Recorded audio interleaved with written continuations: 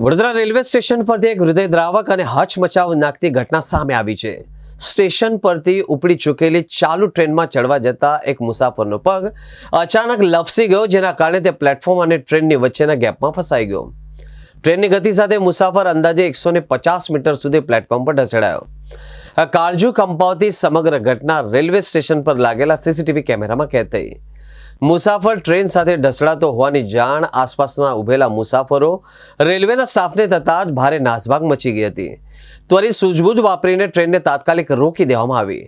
Train થોપતા જ RPF, જીઆરપીએફ station પર હાજર લોકો મદદે દોડી આવ્યા.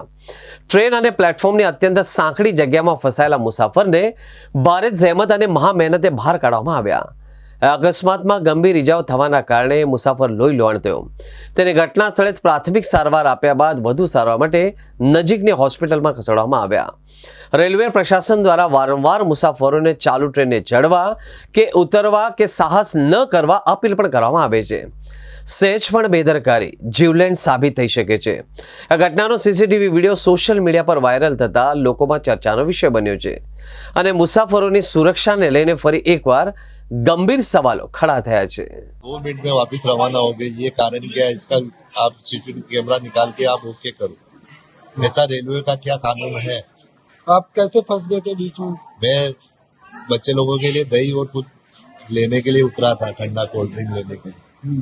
तो इसमें कोल्ड ड्रिंक अलाउड ही नहीं है, कोल्ड ड्रिंक कोई बेचता नहीं है. तो स्टेशन में नहीं उतरा था लेने के लिए. तो उसकी वजह से वो ट्रेन 2 मिनट में रवाना हो गई. आधा घंटा रुकने वाली 2 मिनट में रवाना हो गई.